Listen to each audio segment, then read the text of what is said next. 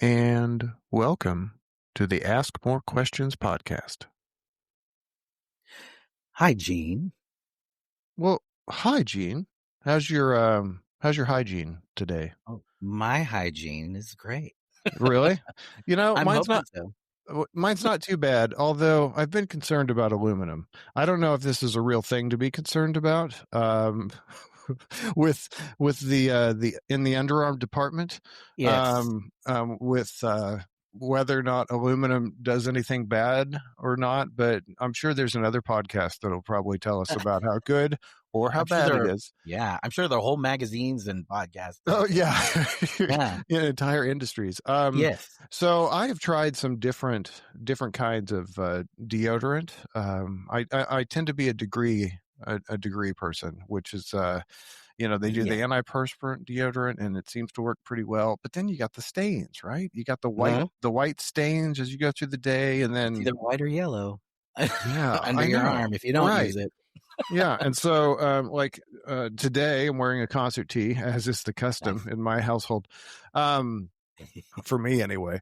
And I was ironing it this morning, and I was just like, oh, "Damn it! It's starting to get kind of the ring thing going, and it's black, so I have a slightly darker black ring." Oh, I don't know. So I say all that to say that whenever we talk about hygiene, one of the things that's important, and I hope the listeners that listen to this, they're like, "What is this this podcast is about?" this is So absolutely captivating. What are you talking about? yeah. So, but these are important things, and we need to talk about them. Damn it. Yes. The whole underarm thing is important because no one wants to be around a smelly person. But I also want to extend the life of my clothes. And then I also want to do it Healthily. healthily, and I don't Yeah. want to ingest chemicals that may or may not be bad for Yes. me. Through your mouth or your armpits. Right. Yeah. Yeah. Well, I mean, it doesn't taste good. I presume to eat any kind Well, of, yeah, I'm sorry. I didn't mean to insinuate that you suck on aluminum or anything. But no. mine is of the crystal rock version. It's like a What is hard this? salt. It's It's like like a a hard salt, huh? yeah. It's like it's a huge crystal rock that's shaped like a deodorant, and you just kind of Interesting. rub it under there while you're right after you get out of the shower, and it Okay. kills the bacteria and stuff. Does it It's pretty work? mild, but I think because I'm of the tropical, you know, Persuasion? skin tone Yeah. and chemistry, Mm-hmm. I think it works well. So Oh, nobody's okay. told me anything, I so need I think it's working. I think it's so working okay. if I go Google like smelly crystals or Oh, something, what do you think? crystal deodorant. Yeah, Crystal deodorant. Okay. just So look it it's up on Amazon. Crystal okay. deodorant. Yeah. So yeah, you and I are of around the same age when new age shops started popping up, and whenever Hmm. I hear crystals, Yep. I grew up in Southeast Kansas, so I also think of crystal meth. But whenever I hear the word crystal, that could mean anything. So I'll Yes. have to look up this crystal deodorant. I'll give it a shot. I mean, I have no problem trying things that may or may not work for me. So, Yeah. It tends to work oh, well, so I still use it. okay, excellent. Um, you have an interesting story. I would say Yeah. it's one with heart. Or We'll get without, to that. and then with. Or without. Yes. So you have a, a bit of a deconversion story. Is I that do. accurate to It say? was very, Yeah. yeah. Well, Yeah. Let's go I back to the guess beginning. Tell me where you yes. came from. Ooh. Yes. Um, I so I was raised very conservative Christian in a small town. My parents, my dad was Catholic growing up, and my mom was uh, Protestant. I'm not sure what branch of Protestantism, Uh-huh. but they got together, had me, moved to the United States. They were in the Philippines. Okay. And when they moved to the States, they I think they kind of just l lost touch with their religion a bit. Uh-huh. Um, they were kind of focused my dad's a doctor, and so they were focused on him, his internship and everything like that. And, when I was first born, my dad like, until I was about 4, maybe 3 or 4, Yeah. my father was really strict with me, like, really, and this is coming from him. I don't remember any of this, Right. Yeah. but he says that he was very abusive with me. No. So, How would he like verbally well, or just not like, not yeah, nothing emotionally hateful or anything like that, yeah. but he was very corporal with Oh, me. yeah. Yeah. So, um, but it was very pain oriented. So it was very like No. slap on a bare thigh. You know what I mean? When you're a little Mhm. kid Yeah.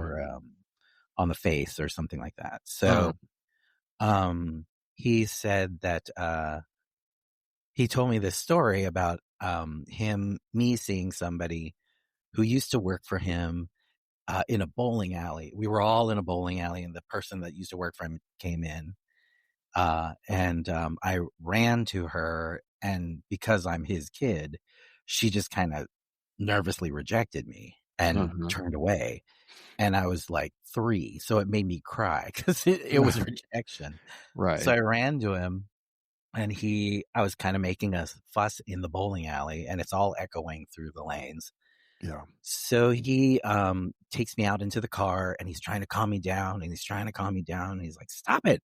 And he slaps the top of my thigh, like, as hard as he can, Mhm. and I just shut up, like, right away. Right. And he told me the first thing out of my mouth was, "I love you, daddy." And it broke him. Oh, He just wow. started crying, Yeah. but what he told somebody at his church this, and, we went to a I think we first started in our little town that we moved into, I think we first started with a Methodist church at a Uh-huh. Methodist church. And, he, uh, he kinda got a lot of counseling through the church, and it kinda led him to a more gentle, more kind, and more loving Huh. kind of parenting, and they were just kinda like, "You can't you really shouldn't do that to your kid." Yeah. Yeah. And so he kinda credits them for that. And Yeah. then eventually we just kinda went and as you stay in the town and life moves on, we moved over to a, community church, which was I think it was considered interdenominational. Okay. I don't know the difference between non and interdenominational, but, they Yeah. I the don't know. program. Yeah, Yeah. Maybe well, I programming. guess maybe they would work with different denominations together somehow. That actually makes sense. you Yeah, know, that actually kinda makes sense thinking about it, and thinking about the way it was. yeah, my guess would be is that it might be like a college campus church where you might have different Mm, denominations, but yeah. they find some common ground like, "Okay, what can we not fight about? We'll talk about that." Yeah. Uh, that's my best guess, but It was considered I think they called it a community church. okay. So it was nice. I had no like, I consider Christianity to, have given me, like, a very nice childhood because Mhm. it stopped abuse and, to the point where, like, early enough so that I don't know if maybe it did affect me a little, but, I I'm don't sure it have did. any, like, Yeah. hurt you know what I mean? Like, I don't have Yeah. any, repressed memories or anything like that. And, Yeah. my both my parents were very open to talking about it all the time. So, I think maybe that's why I feel very at peace with it all. Mhm. But, eventually, even with this very, I guess nice would be the best way to describe the environment in the church. Mhm. Um, everybody was pretty respectful. Everybody was really sweet. But, I've always been queer Mhm. and I at that age, this is probably now 12, 13, 14. So I'm kind of going into the questioning age and who am I type age. And it's a small town and it's a small community church. And I really bottled that up really well. It was very hard. And I've actually met with a lot of queer friends outside who have left that town as well. Mhm. And we've oddly enough met here in Los Angeles. And we've all talked about how difficult it was to A, come out, and then to B, if you came out there, like specifically, it was very difficult to come out there. Can I unpack Um, a word real quick? yeah, sure. Queer. So can we unpack that a little bit? Yeah. Because I was chatting with somebody at work. Uh-huh. She's pretty cool. And we were just at one point that word came up, and Yeah. she said, "Well, that can be a derogatory term." And I said, "Oh, okay. I didn't necessarily think about it that much. Uh-huh. And I don't want to use a word that is not appropriate." And then I did my own research, right? And Yeah. then I'm starting to like find out that it's kind of taking ownership back. Mhm. Is that fair? Can you That is dive very into that? fair. Okay. And that's extremely accurate. In fact, there's still people in the, I'll say LGBTQIA plus community that are against that word Oh. queer. Mostly cis cis gay males. Oh, Uh, okay. it's a lot of times it's gay males that are because that term was directed towards them the Uh-huh. most. Um, It's like different denominations fighting so over. it is. But like any community, you've got Sure.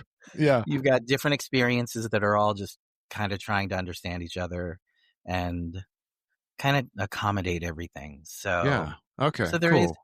but a lot of people who have felt that way are also very much like, no, I want to reclaim that word. Yeah. And some people are like, I don't care to ever hear that again because they've had deep personal experiences with it.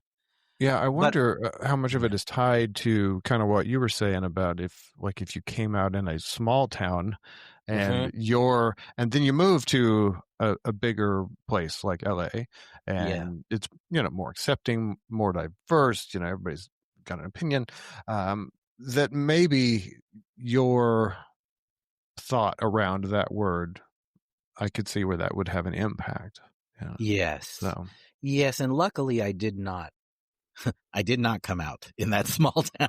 oh, okay. I So you yeah, came out whenever you came out to actually, LA. So yeah, yeah, I think a got it. lot of us.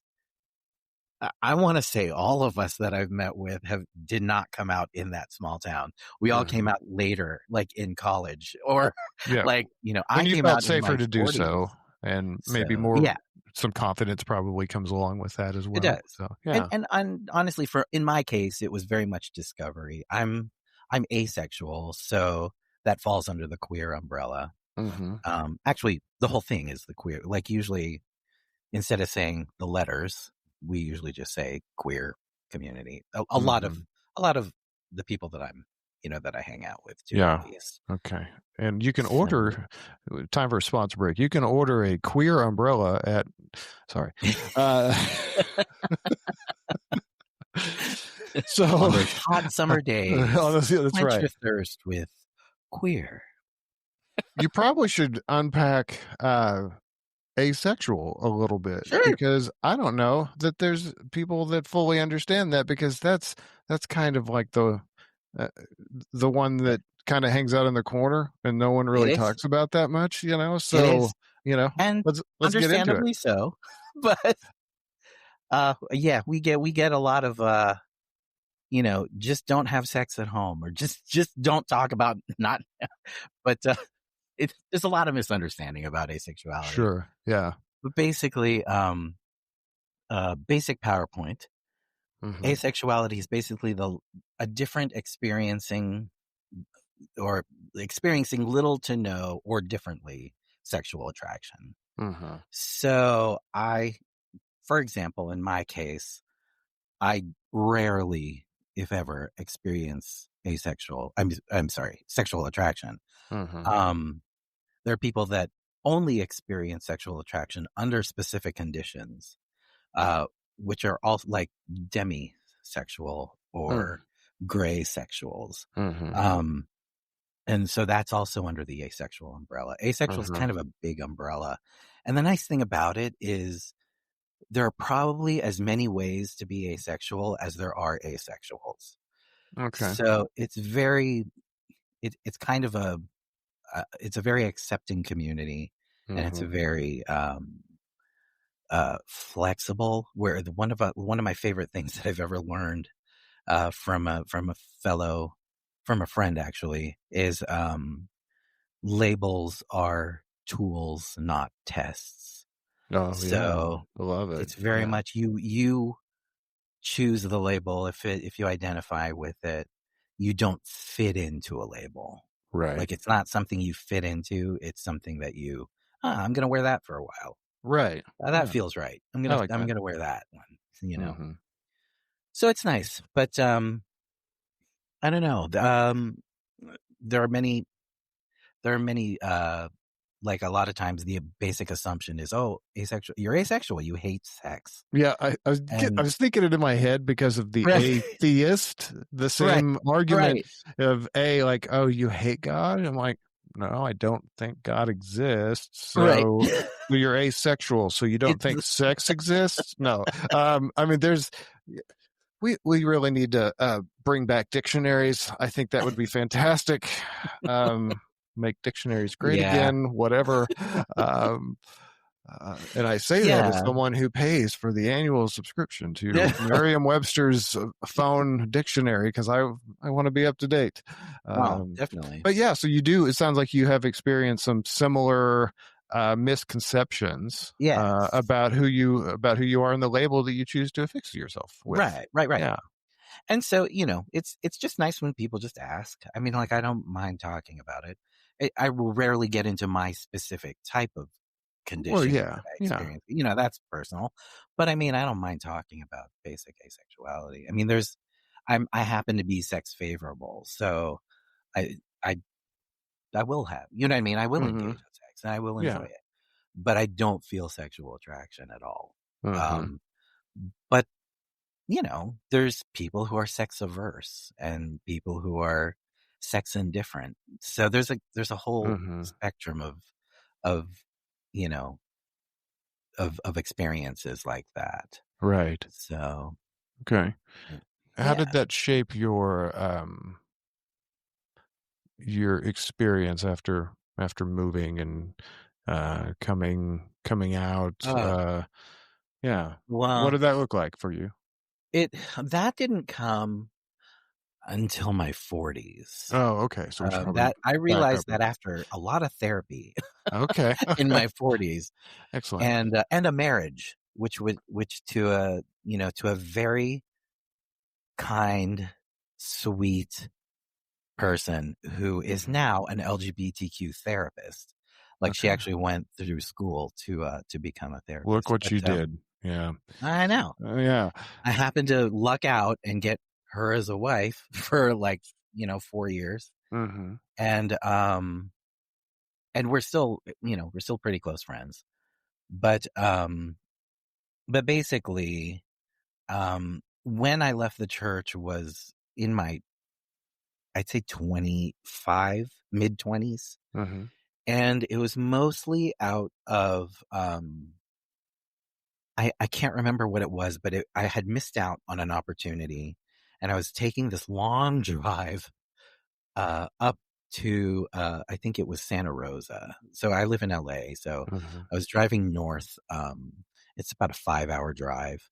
Okay. And so it was in the evening and it was dark and it was just me in the car, and I was, thinking about I was regretting that I was scared to try.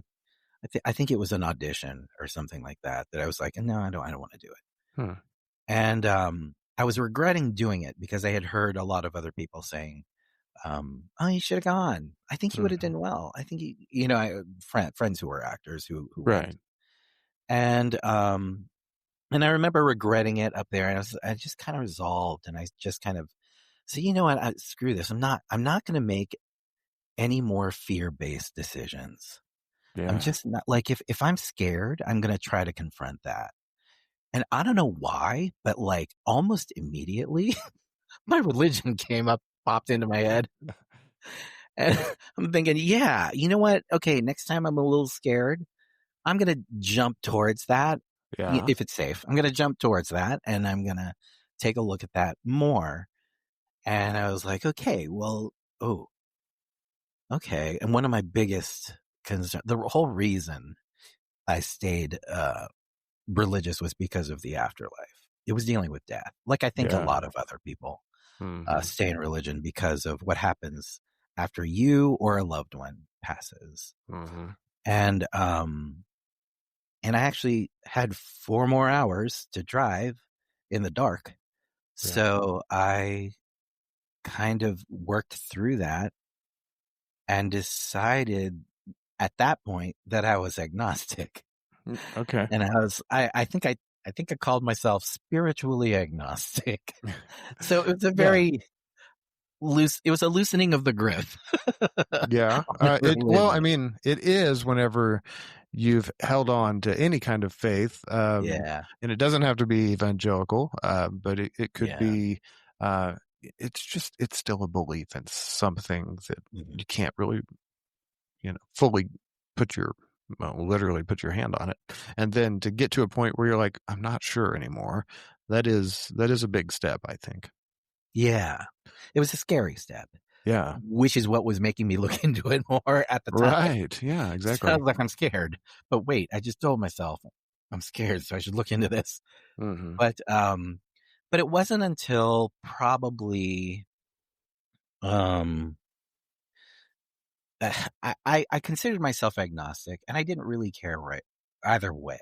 Hmm. I that's kind of why I felt I was agnostic. But it wasn't until I kind of came into my queerness, and it basically, my wife and I were having problems, and so we were both really good at we were excellent communicators. We are excellent communicators, Good. and it's one of the things that like friends would always tell us.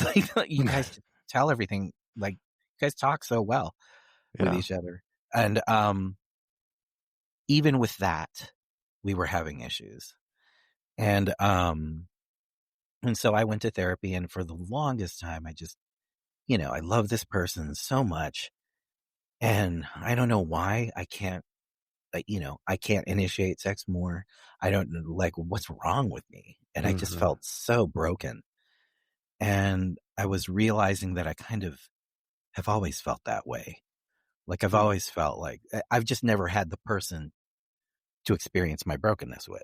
You know what I Right. mean? Yeah. So, um, and so you know, I go through about, I think I went through three or four therapists, and the first three were, very much like, oh, let's try sensate focus. Let's, why don't you have her lie down naked and you lie down beside her. And then there was all these exercises that were just Hmm. kind of like, all right, we'll try these. And nothing really worked.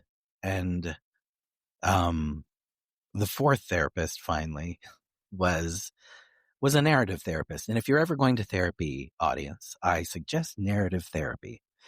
It's a if you're scared about therapy, it's a really great technique in that, Narrative therapy. yes, So, it it's okay. So most therapy, the rest of the therapy, literally all the other therapy I experienced, was very teacher student oriented. So yeah. they're kind of, telling you, this is why you're feeling that way, or you might be feeling that way because of this. It's very doctor patient Hmm. relationship.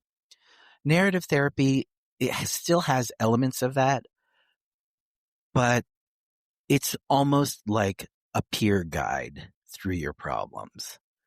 It's just your peer knows a lot more than you do. Yeah. So I don't, that's kind of like the best way that I can describe my experience with it. But Sounds like a shaman, in a lot of ways. I'm not familiar A with guide, that, but a guide, just meaning that, oh, and just meaning like a shaman in general. yeah, Yeah, just, yeah. Oh, okay. Yeah. you're on a journey and you're hanging out. Yeah. But like you said, they know more than you do. But at the Yeah. same time, it's not so instructional, Right. top down as it is, I peer to think, peer, so to speak. yeah. And I think the thing that makes it a so peer to peer feeling Hmm. is that they, I don't know if it's one of the core tenets or anything, but I just noticed that they tend to take your strengths in other areas of your life Hmm. and see if you can apply that to what you're having trouble with. And so in doing that, they tend to get to know you. Yeah, And so you feel like they know you. So that it really feels like a peer that's kind of help guiding you through it's these issues interesting. that you're having. But so we were having these issues and everything, and then uh it was the very first meeting with her. And I was describing everything that I was telling all my other therapists.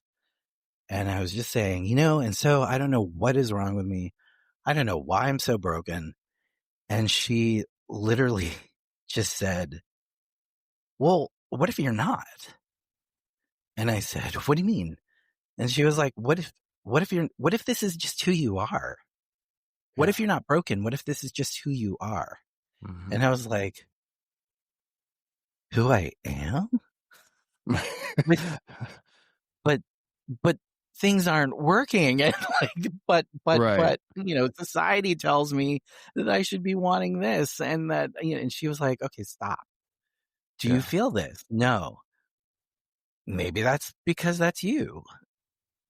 And I just broke down. I was just like, Mm. no way. But like, Right. it was just so, I don't know. It just, there's a huge release there. Hmm. And, she pointed me to, this was like in 2010. So she pointed me to, asexuality.org, which at that time was not that developed, and asexuality was not that, it wasn't really that known. You know what I mean? It was still a very, I logged on, it's called AVEN, Asexuality and Visibility Education Network. So it was Okay. aven.org. And I logged on and everybody, it was like, there's 5 people from France and there's 10 people from Italy. And there's like 4 people from Kansas. There's one guy. So it was a very sparse community. Right. Well, it's early stages, And right? I mean, that's what's it was gonna early happen. stages of Yeah. discovery. Yeah. Mhm. And And you so, got in on the ground floor. That's yeah, I awesome. did. Yeah. Yeah. And so, so I find I did not like being asexual for the longest time. I was Mhm. like, man, why can't I just be quote unquote normal? Like, Yeah. why can't I just have the sexual attraction? Mhm. And then eventually, in my 50s, I found after, a big heart event happened, it kind of freed me up to think about other things. And Oh, I sure. discovered, You're just gonna skip over that, or I'll go should we back get to it. I into swear. that? Okay. Okay, fine. I swear I'll go back. I'm just trying to connect the ace bridge. Got it. Got it. Yes. But, but yeah, after my heart transplant, of course that gives you a new perspective and everything. And Yeah. so I, found, uh, ace dad advice online on TikTok, I think, at first. And, they were just amazing. They would just say, hey, is it possible to, what if I feel this way towards sex? And then he would give you this little micro label. It's like, Mhm. that's called agosexuality. And well, it was just Hmm. incredible. And I would just Wow. follow him or follow them. And they were just so like well read and knowledgeable about asexuality. Mhm. And so I learned a lot through them and their kind of take on how to educate, the public Right. about aceness. And so, that eventually, that kind of leads me to now, where I just kind of feel more solid and grounded. You know what I Yeah. mean? In that, like, I really Right. feel like I know myself. But that, to connect it back to the religion, comes from, I don't think I would have gotten here if I were still religious. And the only reason I think that is because I've discovered through hindsight how binary religion is, Mm-hmm. um, with almost everything, Yeah, like with almost good everything. versus Right. evil, male versus female, Mm-hmm. to the duties of male versus female. Mm-hmm. And growing up in that structure, it really welded me to allonormativity. And allonormativity, the prefix allo, is basically you and everybody else that experiences sexual attraction. So there's asexual people and allosexual people. So those Okay. are the kind of Got it. like the opposites. But Allo, it, like all. Right? yeah, Yeah. Okay. Yeah. That makes sense. yeah. And so, it really adhered me to the allonormative kind of structure of society, because commercials, TV, movies, every media, everything is based on people having a sex drive. Mm-hmm. Like advertising, all of that stuff. It's all, what's going to turn them on? What's, Right. why, what is sexy? Everything is based on that. Turn them And on and open so, that wallet. Yes. yeah, That's what we exactly. need. Yeah. Yeah.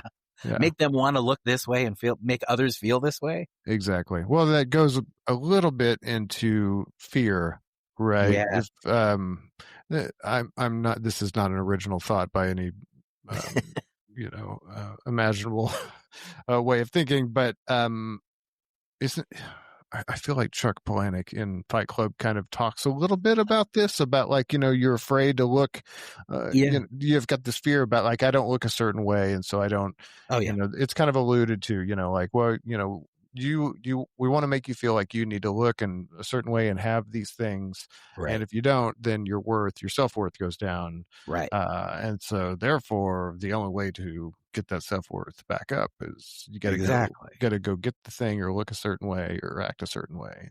Exactly. So you can Yeah. see how me, an asexual person of color, Mm.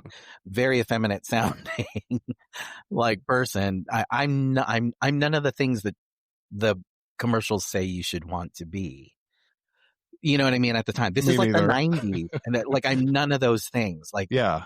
I'm male presenting, so I should be very masculine sounding, and I should be white, and I should be very svelte. You know what I mean? Like those are the things that I should want to be.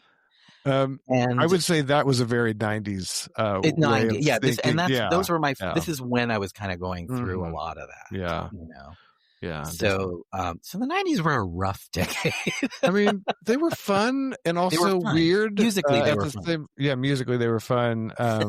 Film it started to get better toward the Yeah, end. Uh, totally. Life in general, eh, it's Yeah, toss up. So yeah, yeah.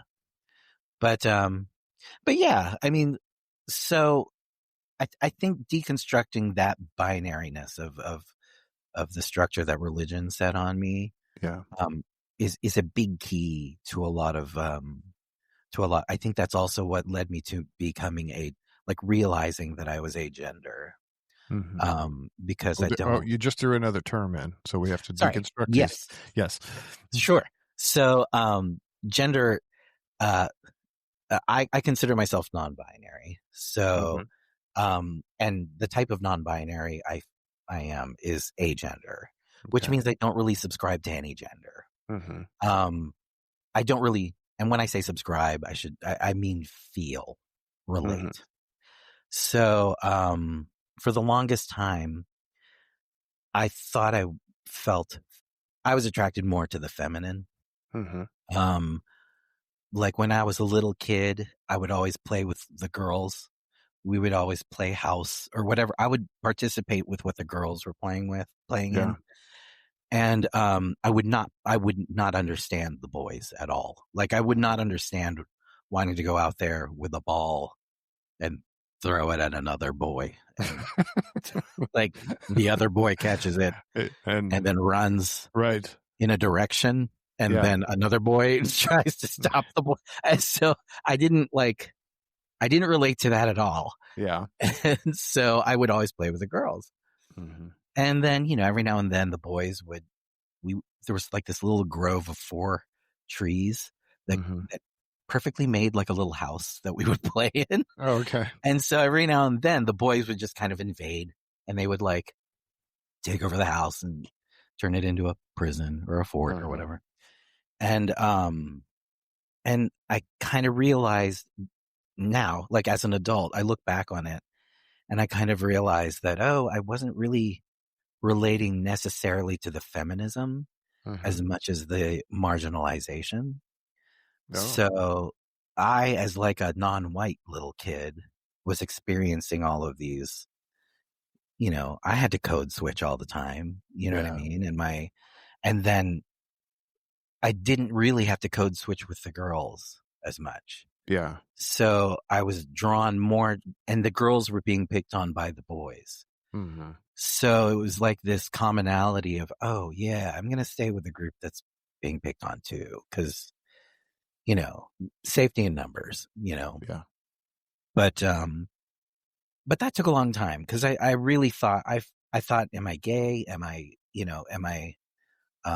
then I was like, oh no, I get it. I'm I asexual, mean, but did you get teased by other yeah, boys because you're cause I hanging out with sounded, girls? yeah, Yeah. well, not just for hanging out with girls, but I sounded like a little girl. Like Yeah. I had a very effeminate little voice. Like if you heard my voice on a tape recorder as a Mm-hmm. 9-year-old, it, Yeah. it it was like, is that a little girl or is that a little Yeah. boy? So so I was teased for that as well. Right. And then in high school that became, gay. You know what I mean? That Right. became teased for being gay. Uh-huh. But it took a while to kind of get through all that. But uh, the whole, I don't know, realizing that I'm asexual, like I'm in all the middle areas or Mm-hmm. outside of the areas of Yeah. everything. I don't know that I could have gotten there if I was still clinging to this binary religious structure. Mhm. Yeah. I don't think those would have been possibilities at all. Yeah, and I like that because what you're saying is it wasn't so much fear, it's about being trapped into one of two choices that you don't feel comfortable in either one of them, Mhm. right? And Very much you so. you Yeah. look at the religion that you were in, and you Mhm. can't help but notice that there's not a lot of gray there, if none, I would argue, Yeah. because I don't see a lot of gray.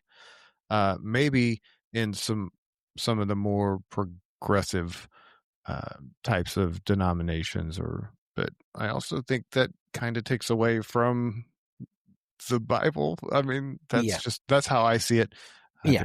I've been criticized like, oh, that's just your upbringing. That's possibly true, but I read it and I don't see a lot of gray whenever it comes to just the Bible as a general theme, Yeah. with and the religion that comes from it. So Yeah. yeah, Yeah. that It's very true. I would go so far as to say, uh, I was stuck between black and white, yet I feel like I was purple. You know what I yeah, mean? Or, yeah, you know what I mean? yeah, It wasn't even a matter of a degree of black and white. yeah, It was like, oh yeah, no, I'm not in there at all. hmm you yeah. know?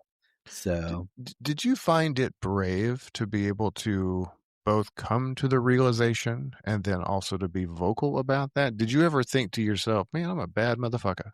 Uh, never actually. no? Quite the opposite. Oh, I okay. yeah, I mean, I came to it in my 40s and then became grounded into it in my 50s. Mm, okay. So, and I'm 55, so I'm still, I'm just grounded. Yeah. So You're just a I pup. don't, You're fine. yeah, I, I, I feel brave in that I'm more than willing to talk about it. I Yeah. feel brave in my vulnerability about it. Yeah. But as far as a badass, I just feel like not really. I Well, guess I just kind of feel like, well, if I no, may I'm interject something that's been in my head a little oh bit sure, today. okay. So I decided to play hooky. Don't tell work this, right? But I played hooky the last half of the day. Oh, this episode's never going to air. Right. Yeah. So, hey, I put in damn good work in the morning, but the afternoon had lunch with a couple of friends, right? Nice. And so me and the guys, we're wrapping things up, and there were a small group of women that came in, and they're ordering, and they're wearing, since I'm in Kansas City and it's Friday, also known as Red Friday, where people wear their Chiefs gear in preparation for the big sports ball game on whenever it's playing next. I won't get into why I'm boycotting the Chiefs, but anyway, uh, it's a festive day, is all I say, right? Okay. Because it's Friday during football season.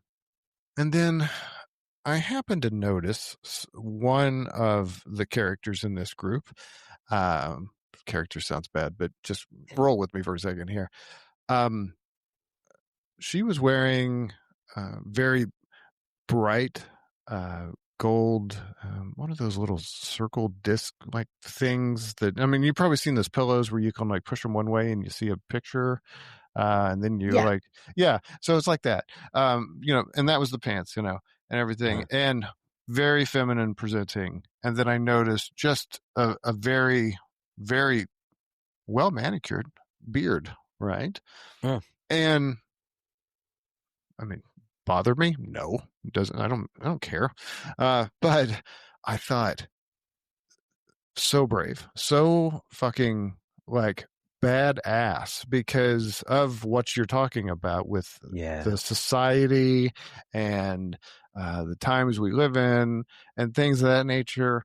And I mean, I just thought, man, just that kicks ass. That's far Yeah. more brave than I think I've ever been in a lot of situations. Uh, So that's yeah. why I asked that, because to me, you're Well, brave.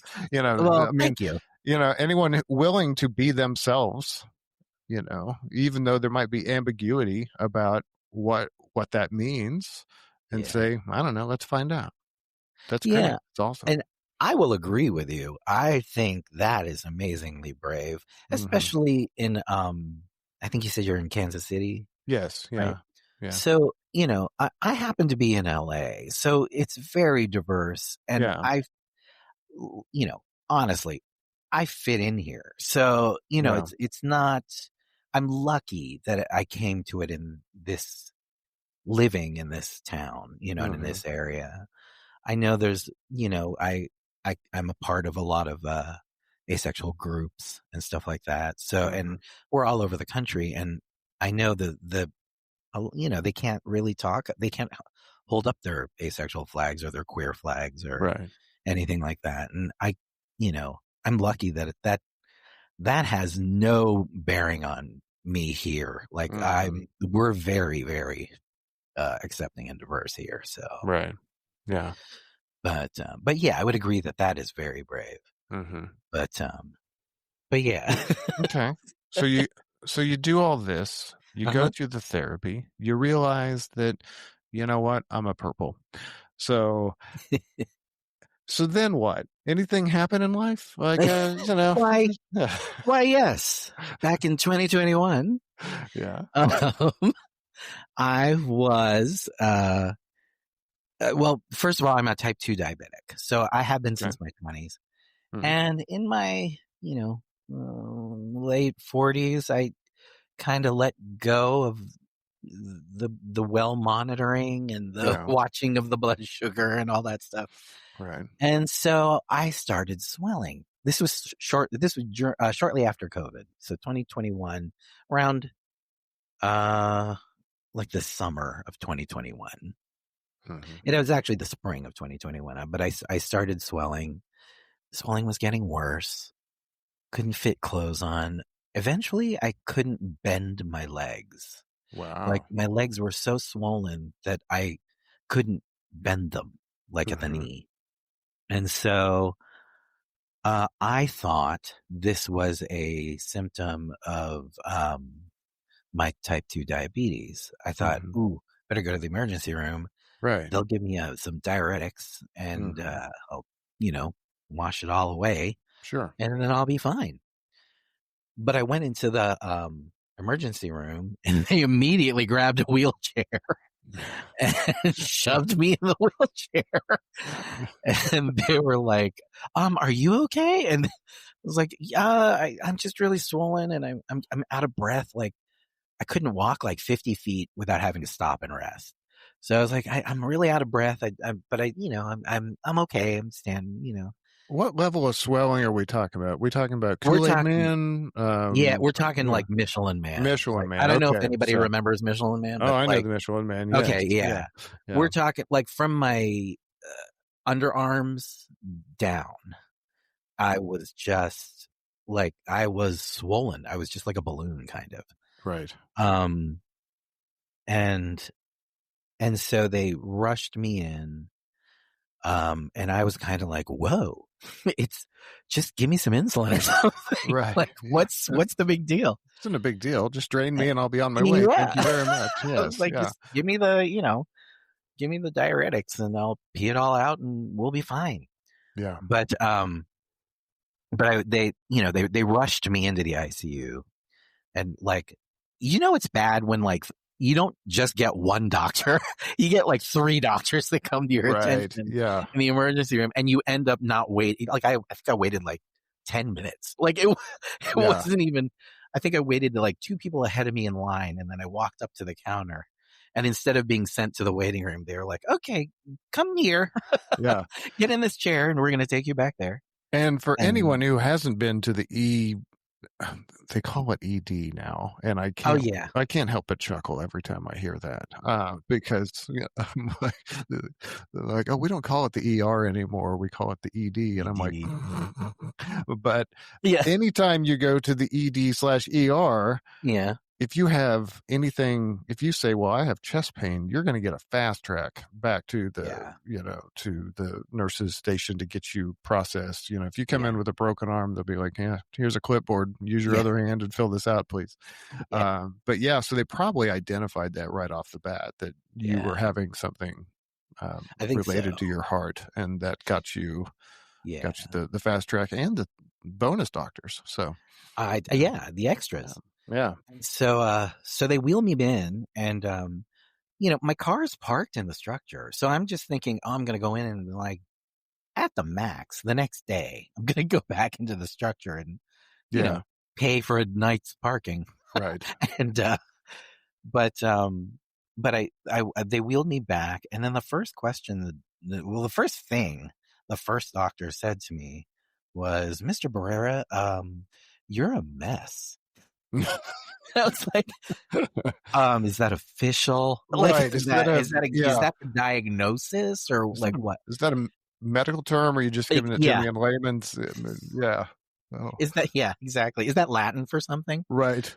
But then he immediately asked me, when did you have your heart attack? And I said, I haven't had a heart attack. Right. And he said, you've had at least one heart attack already. Oh, wow. And I was like, what do you mean? And he said, apparently there's a chemical called troponin Yeah. that your heart releases Uh-huh. when it's in distress. And apparently my troponin levels were so high that they were higher than someone who's had a heart attack. Yeah. So he was like, you've definitely at least had one heart attack. And I said, well, he said, are you diabetic? And I said, yeah, I'm type 2 diabetic. And he said, Yeah. okay, you probably didn't know you had a heart attack, but did you experience a blackout or did you experience extreme coughing at some point? Mm-hmm. And I was like, yeah, a bunch of times, but nothing happened. You know what I Yeah. mean? I coughed a lot and Yeah. thought that's weird. And then kept going like, Mm-hmm. and then skipped the intro on Netflix. Right. But you know what I mean? It was nothing. And so Yeah. he was like, okay, well, you've definitely, I don't know when, within the last month, but I don't know when specifically, you've had a heart attack. Huh. So we need to keep you here. And they're, making sure everything was, they got a Foley catheter in me. to Uh-huh. drain everything and put me on diuretics. And so I'm texting work because I'm supposed to work the next day. And I'm like, hey guys, I'm going to be here for a couple days. Hopefully I'll be back in by Monday. Sorry. Right. Yeah. Yeah. A couple days. No big deal. Yeah, a couple days. And so they come back and they're like, okay, it's called an ejection fraction, Uh-huh. but it's basically how much oxygen your heart is pumping, Uh-huh. is able to pump. So, is able to process.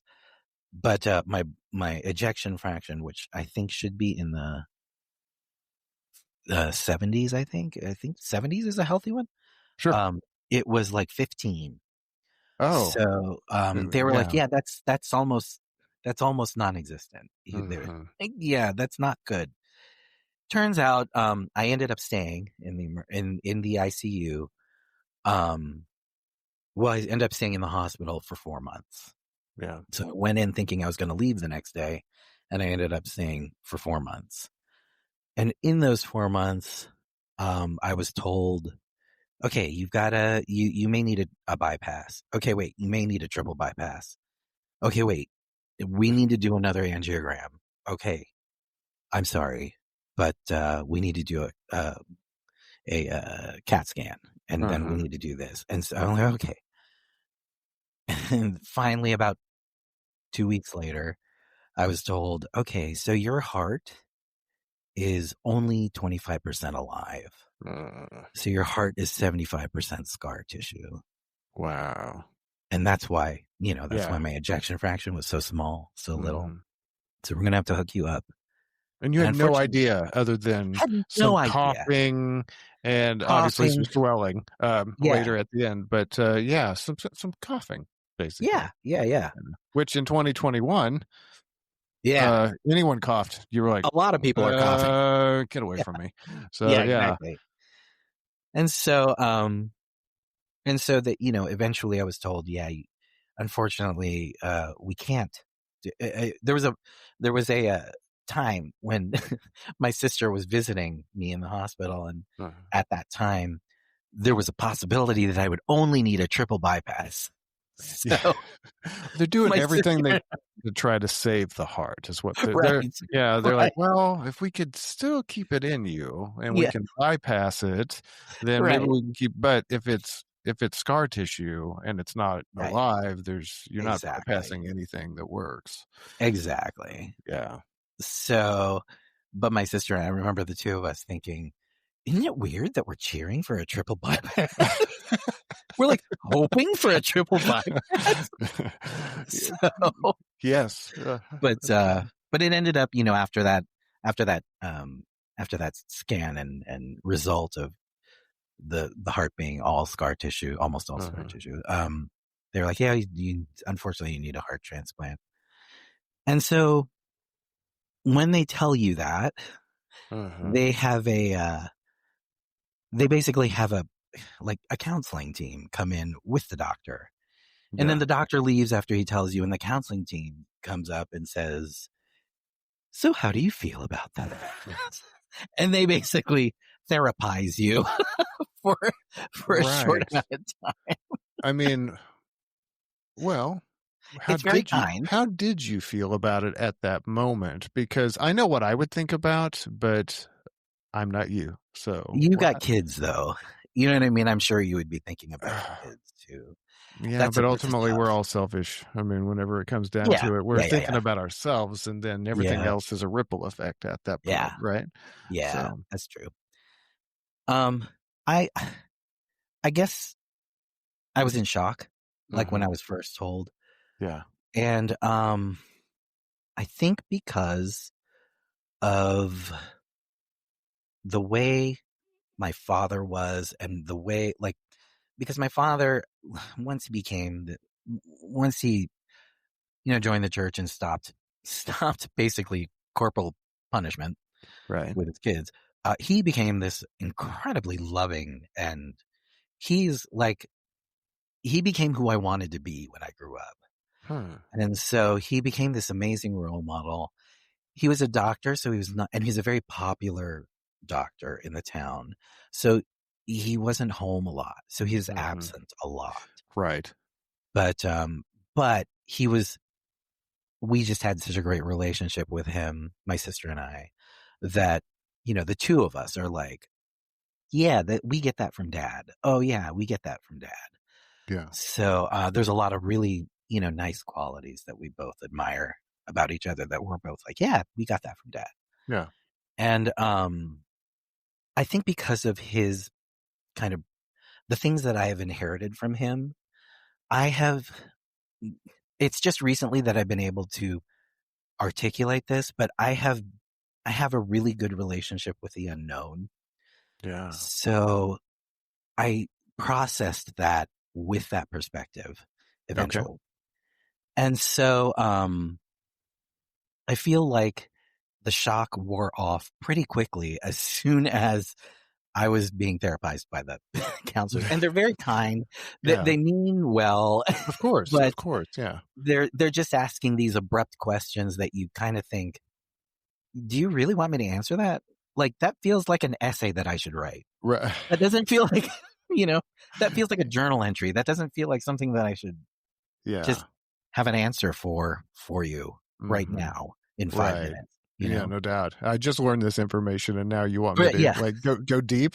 I'm yeah, like, listen, yeah, this is a relationship you're trying to squeeze into like a yeah. quick conversation. So yeah, that's a good point. It very quickly became like, you know, after a while, it was funny because when you go through something that's so long and arduous, there are tiny things that you think about that just make you giggle. But like, this is one of those moments where the therapist had, they were very, um, like upbeat and positive, Mm-hmm. and their socks matched that. they, they were they were wearing these like rainbow striped socks, and their Yeah, their their pants were very hot, like kind of floods, so you could really see the socks. And they were yeah, wearing Doc Martin shoes and all that stuff, and yeah. it was very cute, and I liked it. But I was like, ugh, I'm looking at rainbow socks.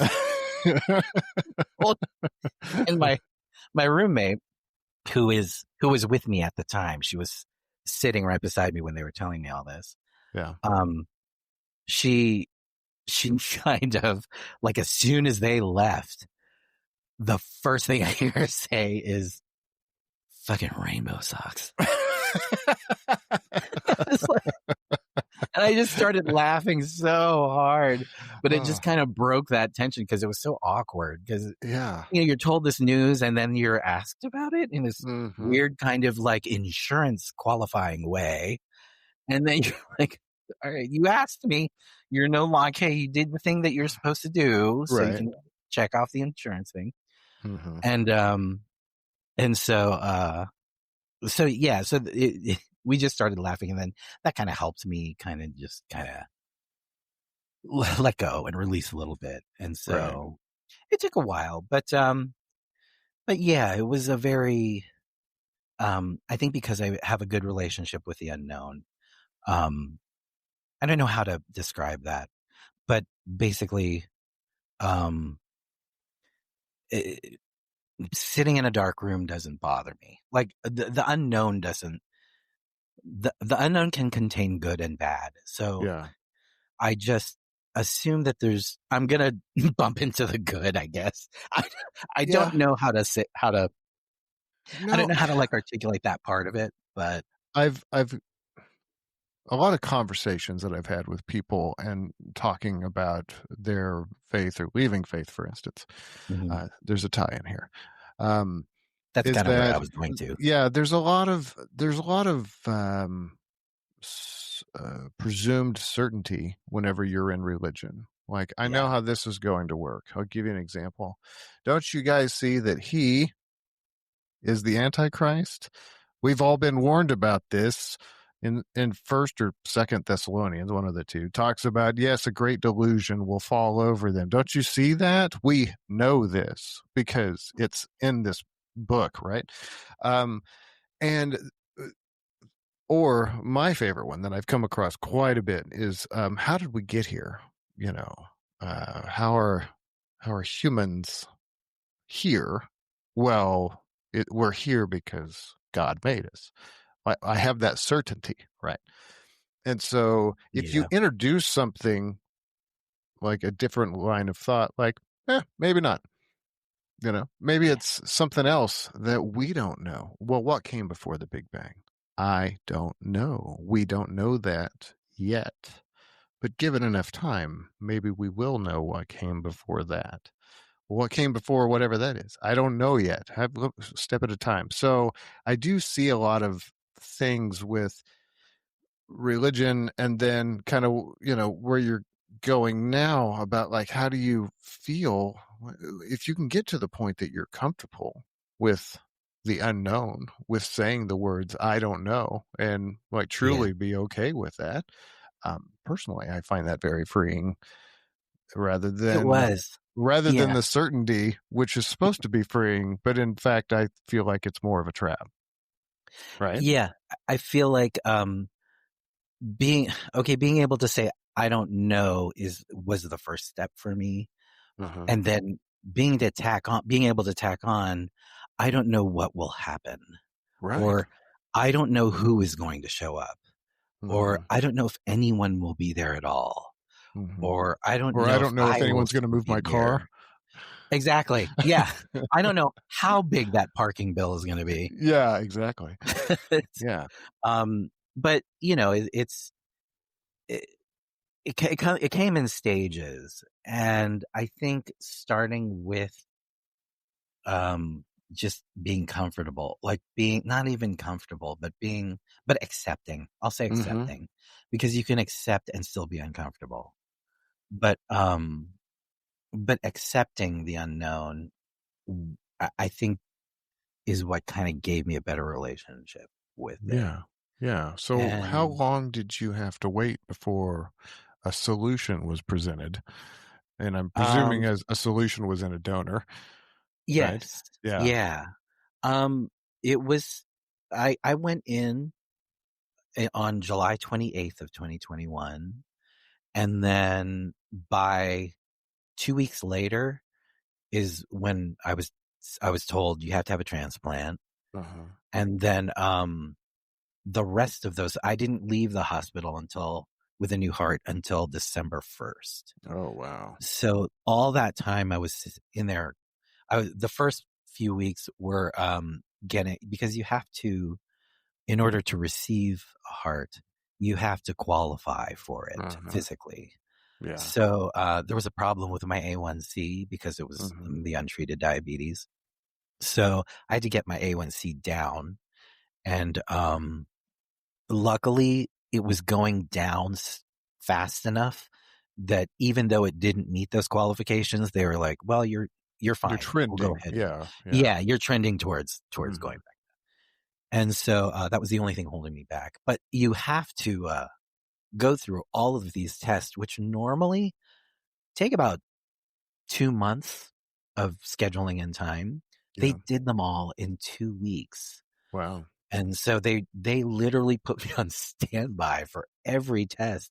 But that also meant that, like, I would be scheduled for a pulmonary test, but then all of a sudden they would have given me a bunch of diuretics and Uh, that Go Lightly drink before you get yeah. a, Yeah. a Colonoscopy. Yeah. colonoscopy. Yeah. And so which I had my first colonoscopy in that condition, and Oh, wow. Sorry. that was Yeah. not very fun.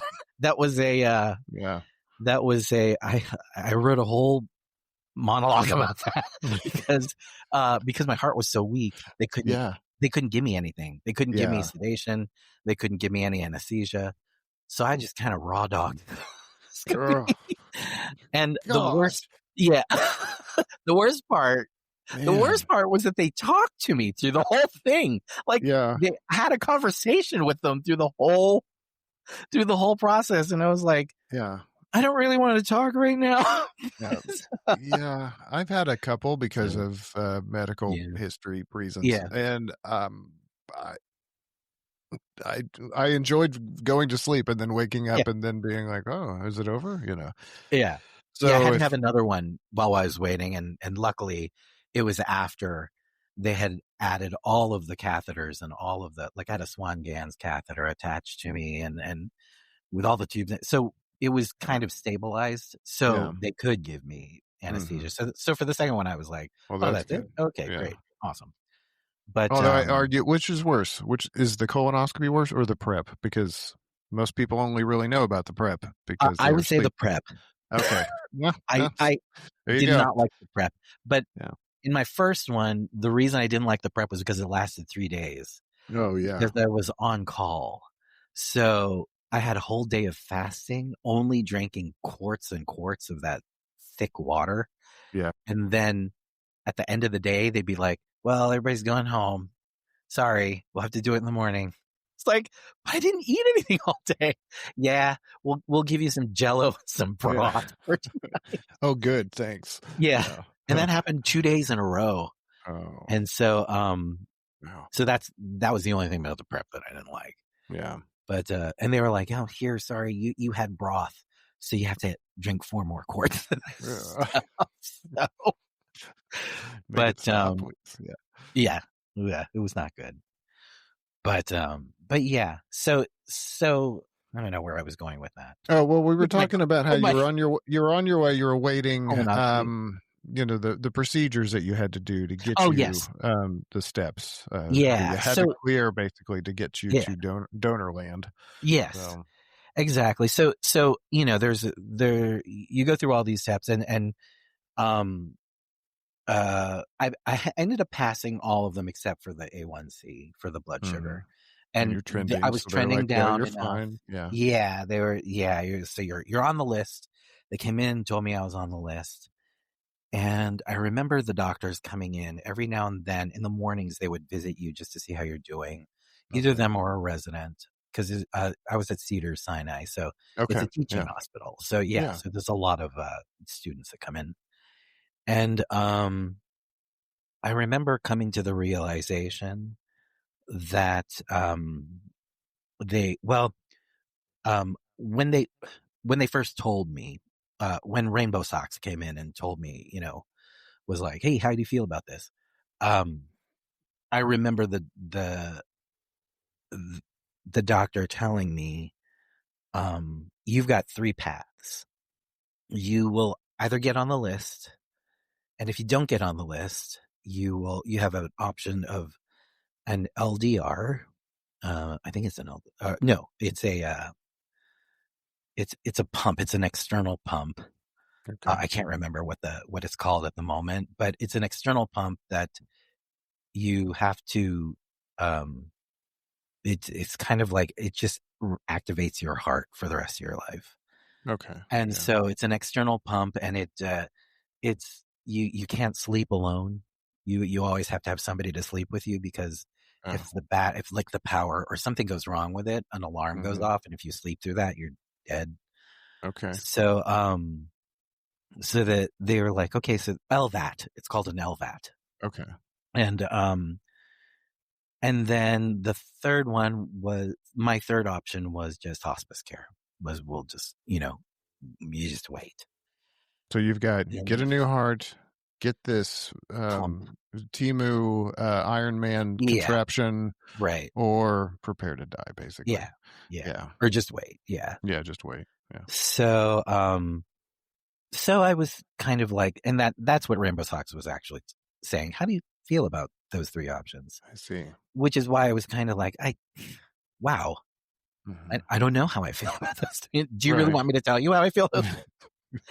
So, so basically, I eventually came to a sort of realization that, this is just another unknown. Mhm. Treat this as like another, you don't know which of those 3 roads you're going to go down. Yeah. So just keep going, and whichever of those roads you end up following, just make the best of it. Like you know, you Yeah. I was realizing that I had at least 1 heart attack already. Yeah. So I didn't even know it. Yeah. I know, and I didn't even know it, and Yeah. that wipes most people out. Like, most people experience that, and they're gone. Yeah. Like, they don't get to be told, "Hey, you've got 3 paths. Uh-huh. I at least have these 3 paths." So I kinda treated everything like, this is all me being in the hospital now is kinda all icing on the cake. It's like, okay, Mhm. my cake's done. Like, I think I already ate a lot of cake. This is all this is all icing on the cake. So just appreciate it Yeah. and be grateful. And so that helped a lot, and it made all of those ends of each paths kind of the same size, because one Uh-huh. was really big and one Yeah. was kind of big. The other one was like, yeah, let's over that one.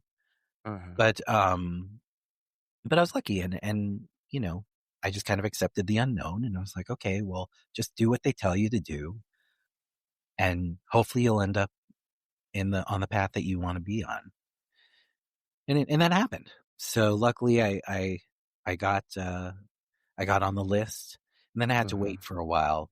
But during that wait, it was kind of difficult because um I kind of struggled with Mhm. what, like, that somebody has to die bluntly to in order Right. for me to get out of this hospital. Somebody has to die. Right. So I was getting frustrated because I would, hear the helicopter. My room was very close to the To helipad. the helpad, yeah. So I would hear the helicopter come in. I'm like, ooh, somebody's getting an organ. Somebody's getting a lung. Somebody's getting a heart. And then I just think, well, it's obviously not me because I'm still here in this room. Mhm. And through that frustration, I was just kind of feeling like, okay, well, you know, um, again, you're just wait. At least nobody's dead yet. At least Right. your guy's not dead yet. Your guy's still happy and alive.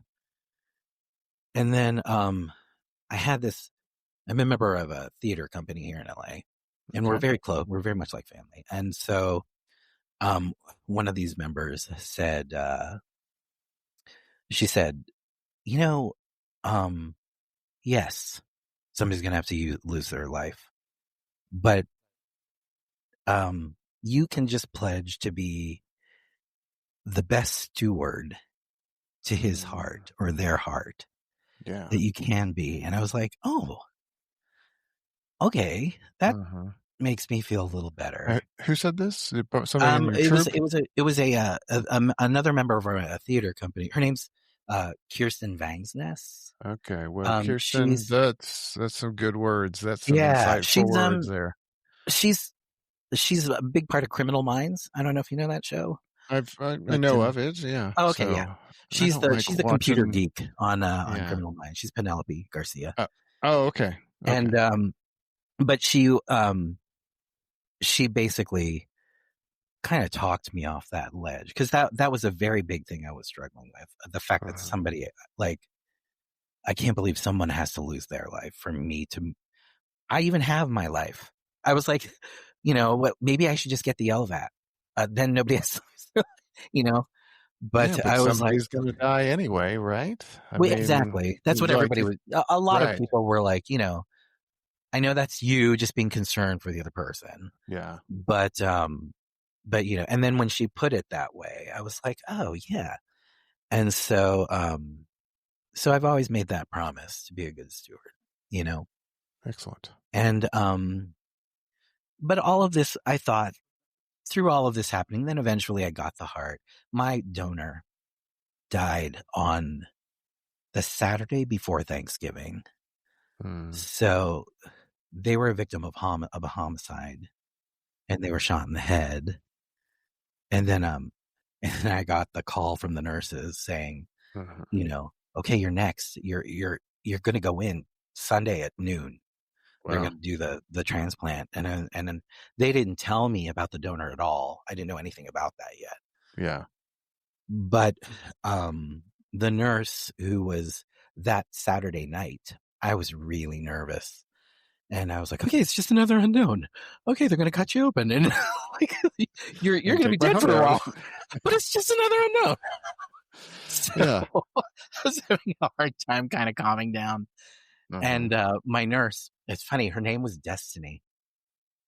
But Destiny told me, she was like, "Hey, so you look really nervous. Like, what's going on here?"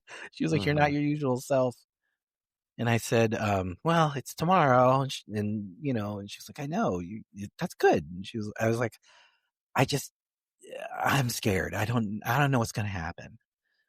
And normally I'm okay with not knowing what's going to happen, Yeah. but I'm a little worried now. Like, just for when I wake up, I'm like, what's that going to be like? Like, Uh-huh. and she took the time, like she's an ICU nurse, and she took the time to stay with me Yeah. and describe everything that was going to happen during the That's great. surgery and when I woke up. Yeah. And I remember feeling so much more calm after that I just fell asleep. Uh-huh. And so I will always be grateful to her, but she Yeah. basically told me, biggest thing that to remember is you're going to wake up. Last thing you tell yourself is, I'm going to wake up intubated. I'm going to wake up intubated. Because a Right. lot of times that shocks people when they wake up Uh-huh. and they don't expect that.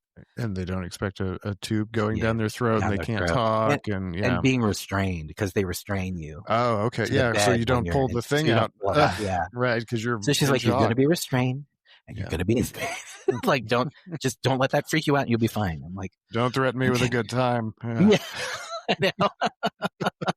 I know I am sex favorable. So, but, but, so basically, I credit, I feel like I owe her a lot, Yeah.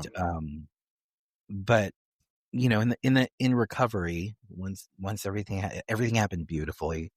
Uh-huh. Um, my roommate actually was in the waiting room, which actually has a view of the helipad, and she Yeah. actually caught the helicopter leaving. That just dropped off Wow. my heart. So Wow. I have like a picture of it. So it's really cool. Was it But delivered by Amazon? That'd be yeah, great. exactly. Yeah. No, it wasn't in a big blue van. What are They you just shopping left for it at the today? door. Looking for organs. Yeah. Yeah, they just rung the doorbell and left it there. Yeah. It But falls off. You see it on the camera. Anyway, yeah, so how do but so you wake up and it's gone well. it's It's good. gone well. It's gone great. Yeah. And Yeah. so this is, this is the week of Thanksgiving. And so I've spent Thanksgiving in the hospital. And so I have family come. I can only have one person visit me at a time because Uh, it's during the time of the Delta variant of yeah. COVID. So everything That was was still pretty strict. yeah, because that's the one. No, it was Omicron, the one Omicron right was after it. really Yeah. okay. Yeah. Yeah. Okay. So, but Delta it was pretty prevalent. It Uh-huh. wasn't as contagious as Omicron was, but it was Yeah. still pretty, like a lot of people got it. Uh-huh. So, so that was happening and I could only have one visitor at a time. Mostly almost through my whole hospital stay, I could only have one visitor at a time. Yeah. And so, my, I would have Well, family members come in. were you Mhm. still in ICU at that point? Yeah. Because I'm ICU still is in pretty ICU. restrictive just in general. They Yeah. don't want people breathing in Yeah. all their germs and I think I was in, like a heart, a CCU, I think, a oh, cardiac okay. unit Yeah, yeah, for yeah. the wait. Hmm. And then like for recovery, I was in ICU. Right. Um, but, I had a lot of family come and visit and everything. And there were a lot of, like, I haven't, you know, almost all of my family is very religious. Uh-huh. So, and even strangers, like after I got out, I just remember a lot of people when they hear my story are like, "Oh, you're so blessed."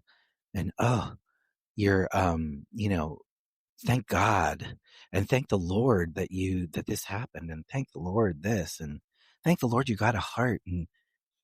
And it never really bothered me that much until then. Uh, And I felt like it was robbing, like, I felt the like it was people that taking did all the away. work. all the, yeah. And the guy that died, like Yeah. to give me my Yeah. heart. I'm like, someone got shot in their head. And Yeah. I'm like, what, can I thank that guy Well, instead? Can I but thank his family for not going just, through Thanksgiving and Christmas without him? yeah. I'm like, Yeah. that's huge. I'm like, Yeah. and I was also like, tip, if you're in the hospital for a while, be nice to the nurses because they are your biggest advocate. Yep. Because they were actually teaching me how to become a self advocate for my healthcare. Uh-huh.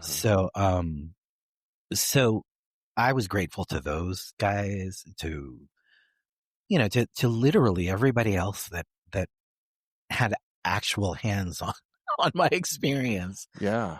And it just felt like when you ask why there's so much hardship in the world, and there's this pat answer from religious people, whichever one they choose, Uh-huh. and you're just kind of like, okay, cop out. But this Uh-huh. felt like it was a cop out for positive things. Like it Uh-huh. was like, well, no, wait, yeah, great. I'm grateful, but not to God. I'm like, I'm really grateful, but to the surgeons, there were two of them, to the nurses for 4 months that taught me how to talk to residents and doctors, Yeah. to the guy that, eventually gave up his, had to lose his life, and to his Uh-huh. family, and to all those people. I was like, it just felt like it was erasing all those people with those few Helicopter comments. pilots, right? I mean, Everybody. the Yeah, EMS literally that would have everybody had else. to preserve, or To whoever would have had to, respond. to respond Yeah. and to preserve the organs. Yeah. Yeah. All of it, a lot of work, Yeah. a lot of Yes. work, a lot of people, a lot of hands Yeah. on. So yeah, and then to just be like, Yeah. well, I think whatever deity, you're like, Yeah. okay, well, what And about all these other people? it was, yeah. I was like, great. Okay, so if you believe in that deity and you believe he orchestrated all of this stuff for me, wonderful. But I'm not going to, like, he shouldn't do that for credit. Like if I were to do that for someone, I wouldn't say, okay, now thank me. Yeah, When you help somebody, it's not, right. I mean, yes, you feel better, but that's not why you do it. You I do it mean, because you want to help somebody, and you're also overlooking. Well, you could have just like Yeah. fixed the heart in the first place, but Exactly. you know, Well, then who gave me this but condition? right. Apparently it Oh was yeah. genetic. I mean, that was another thing I struggled with. I was like, was I like a horrible eater or whatever? Oh yeah, and you But found out that it was a genetic it was genetic. Yeah, condition. it Yeah. was a genetic Hmm. trait. Yeah. So, Yeah. yeah. Wow, that's Yeah. amazing. And so you get out 4 months later, and Mhm. then you just you go get your car that's now My has car thousands of has dollars of cobwebs parking on it. fines, right? Yeah, Like there's all these bird shit tickets, all over it. like a Yeah. cartoon. Yeah. No, luckily that was taken care of like in the first week. But The whole time I'm sitting here thinking, well, what happened to the car? where was the car? Someone steal Luckily it? in the first week before I was even transferred to the other hospital, Yeah. my roommate drove it home. Yeah. Oh, that's good. Gosh. Whew. Yeah. Okay, well, that's all I needed. Thank you for Yeah. no. And scene. Yeah. Yeah. Oh, But that's yeah, great. but that that network of support. I mean, when I say that I saw so much beauty and none of it was God, I'm referring to that network of support. Yeah. And I'm referring to like the community that I had, even though I could only have one person like each day, I could only have one person visit. I had through social media, through text, I was I was kind of blogging about the experience daily. So people would read it. It was just a way to keep people updated Uh-huh. and not have to have them each individually text me and ask me what's going on. Yeah. And Oh, so, efficient. Yeah. yeah, so I started blogging about it, and people were like, "Hey, so and so's asking me about you. Can I just share the blog?" And I was like, "Yeah, it's public. Just do it." Yeah. And but like I had a friend who's part of the same theater company. His name's Phil Ward, and he ended up going on tour, like for a show that he was doing. Uh-huh. And he took me on tour with him while I was in the hospital, Oh, and basically was sending me videos and pictures of like different things throughout his tour.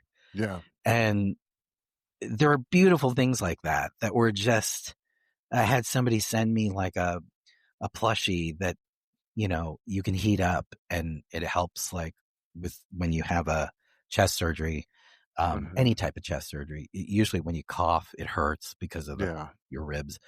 So they'd say to hug like a stuffed animal or something like that. She sent me a stuffed animal because Yeah. her father had surgery, and he was like, oh, he really needed this. Yeah. It was just like a network of family and friends that were just so, that's the beauty that I saw. And that's Yeah. the miracle. And Yeah. that's all of that is the science, that the magic that we understand now as science, Uh-huh. and the rest of it is the science that we don't understand and is magic. You know what I mean? Like that's all the stuff that, and I can't take credit for that quote because that was a Jinx Monsoon quote, Okay. but I'm applying it to my experience. Yeah. So, But I mean, there's a magic, if you will, yeah, in people realizing that they need to give a little of themselves yeah, um, to help get you through recovery, basically, yeah, right? yeah, yeah. Wow. They helped me get through it all. I mean, finding out, waiting. The waiting was really long, Uh-huh. um, and then recovering from it. I mean, I just had this. Things just fell into place, even financially.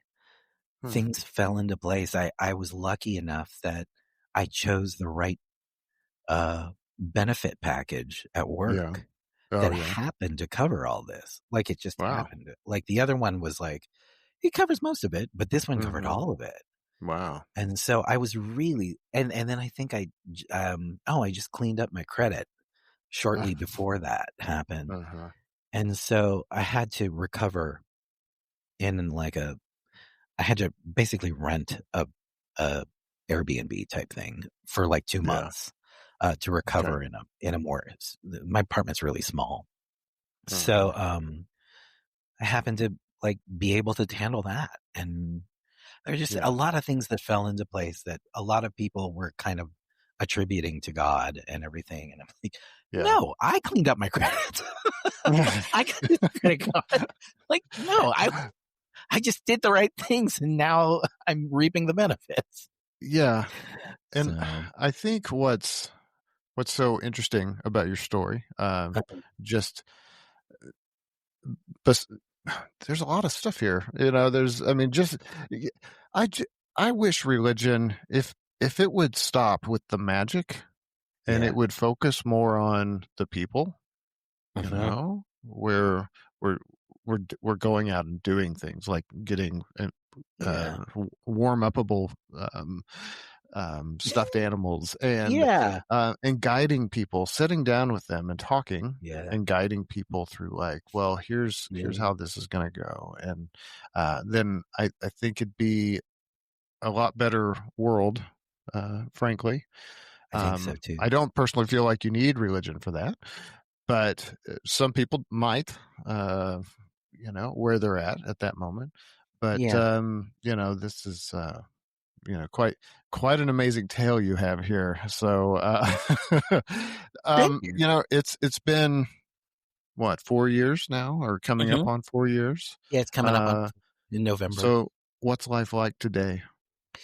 Um, well, it's great. I mean, I really, eh, gratitude is like this is too small a word. Mm-hmm. I'm very grateful, and I try to live as in a grateful manner as much as I can. Right. Um, there are times where there was a lot that happened afterwards that kind of made me feel like, could I please get a break?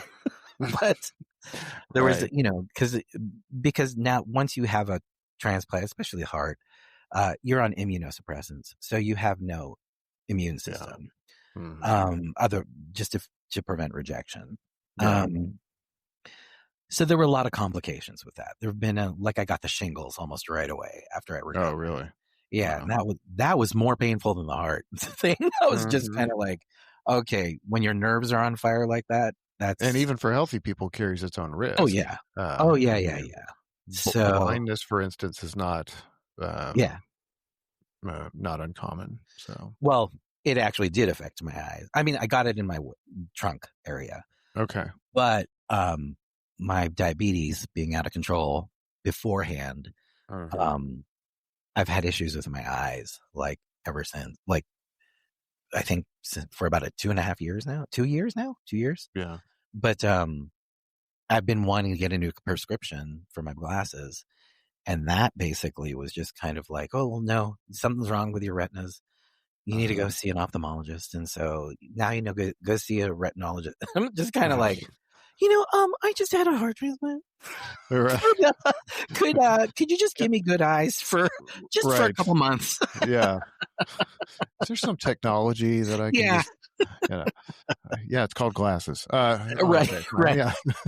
exactly.